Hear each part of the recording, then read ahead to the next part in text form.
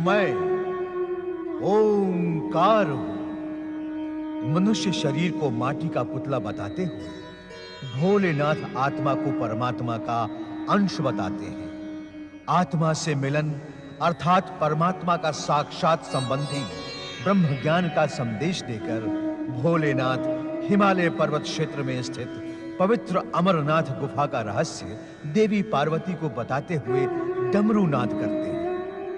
ध्यानावस्था में भोलेनाथ देवी पार्वती को ब्रह्म ज्ञान प्रदान करते हैं, परंतु देवी पार्वती ब्रह्म ज्ञान प्राप्त कर सकें इससे पूर्व ही निद्रा मग्न हो जाती है और उनके स्थान पर श्रापित कबूतर रूपी धौम्य ब्रह्म ज्ञानी हो जाता है।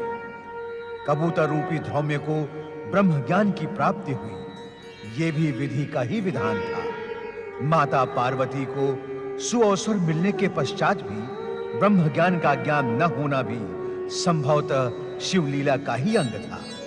यह भी अटल सत्य ही है कि इस संसार में जो कुछ भी घटित होता है वो महेश्वर शिव की इच्छा से ही होता है। ब्रह्म ज्ञान का ज्ञान देने के पश्चात कल्याणकारी शिव जब हिम शिवलिंग से बाहर पधारे तो देवी पार्वती को निद्रामग्न देखकर चकित रह गए।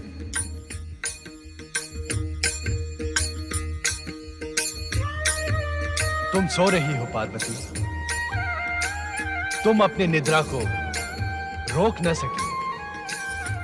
परम शिव तत्व और ब्रह्म ज्ञान की प्राप्ति के स्थान पर तुम्हें निद्रा ही प्रिय लगी।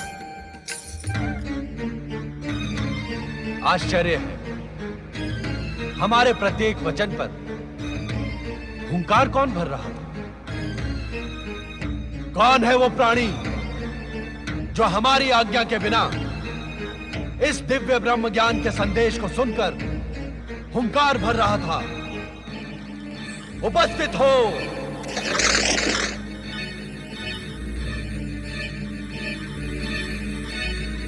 महादेव, आपकी आज्ञा के बिना तीनों लोकों में एक कण भी इधर से उधर नहीं होता। मुझे आपके डमरू नाद द्वारा इस स्थान पर पहुंचने का संदेश मिला। क्या आपकी इच्छा के बिना कपोत जैसा साधारण प्राणी इस भयानक शीत प्रदेश में एक क्षण में जीवित रह सकता है? इसके उपरांत भी यदि मैंने आपकी आज्ञा का उल्लंघन किया हो तो आप मुझे दंड दें भोलेनाथ। मैं पापी आपके दंड का ही योग्य हूं स्वामी। मन छोटा न करो धौम्य, ये सारी माया हमने तुम्हें शाप मुक्त और ब्रह्म ज्ञान देने के लिए ही रची थी। ब्रह्म ज्ञान के लिए तुम्हारी पात्रता पहले ही निश्चित हो गई थी। अब तुम अपने गुरु के शाप से मुक्त हुए। ब्रह्म ज्ञानी धौम्य,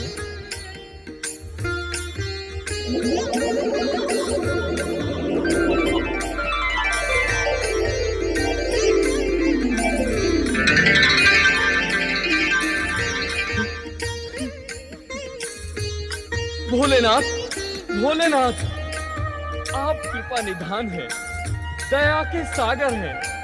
शापग्रस्त धौम्य को कपोत योनि से मुक्ति देने के लिए आपने कितना कष्ट किया है।